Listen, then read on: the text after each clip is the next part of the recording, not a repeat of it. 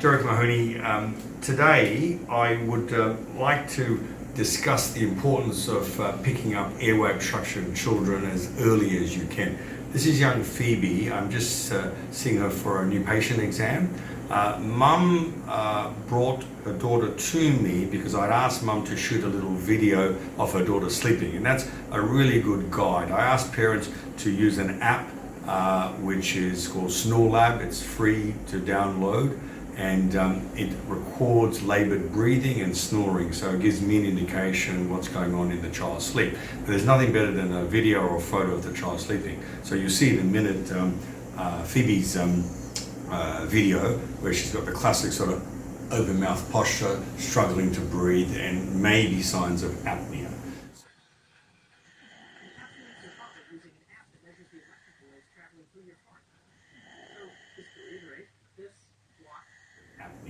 So two things I want to show you here as a dentist to look for.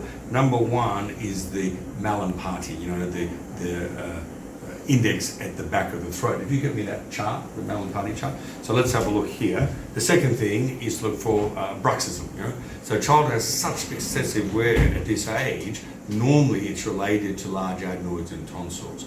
And I'm using this young lady as a good example because of her large adenoids and tonsils, and her bruxism, and her history of poor sleep, etc., etc. Now, before I do anything orthodontically, I'll be sending this young lady to see a very good ear, nose and throat doctor, and that's one of those doctors who really understands the link between pediatric sleep apnea, large adenoids and tonsils, bruxism, etc., etc. So let's have a look. Okay, Phoebe, we're going to have a look at your teeth. Okay, you bite together for me, close together. Yeah, so you can see the excessive wear that Phoebe has on her teeth. Also, look at her nasal mucosa and see how we may be having ongoing allergic rhinitis issues. There's a classic mouth breather's gingivitis, or what we call a VME. Now look down the back. Can you open really wide? Big R. And you can see, you can't see any opening of the oropharynx. Now give me a mouth mirror. If I use a mouth mirror and I put the tongue down, you'll be able to see that the uvula and the tonsils are touching. It's what we call grade 4. Could you open really big and just say ah, and you can see there a good example of why there's no airway. Thank you. So Mallampati index, large tonsils, inflamed uvula, classic dry mouth, and then if I look at the lateral ceph, look at the size of the adenoidal pad, what we call the nasopharynx. So we have blockage here, which is in the oropharynx. We have blockage there, which is in the nasopharynx.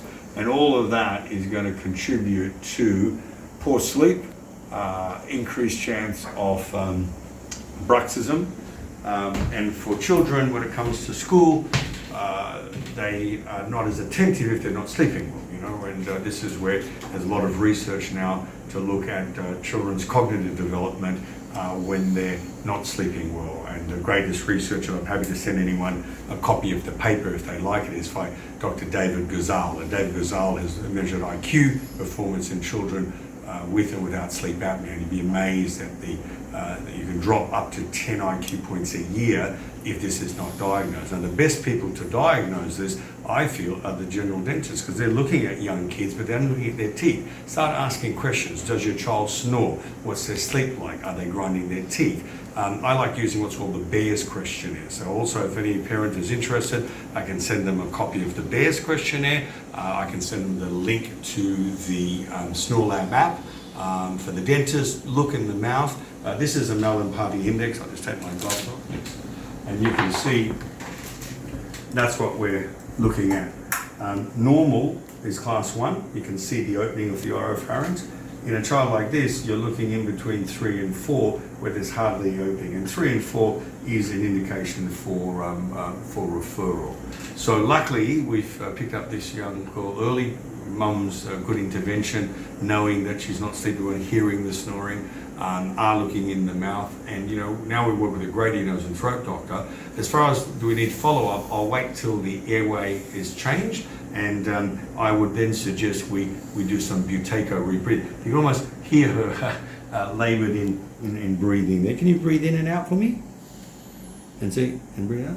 Good, perfect. Thank you.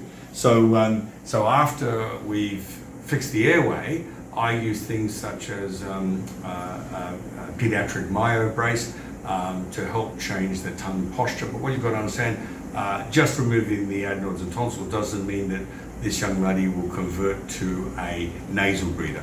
You have to train a child how to breathe through the nose after many years of mouth breathing and favouring mouth breathing.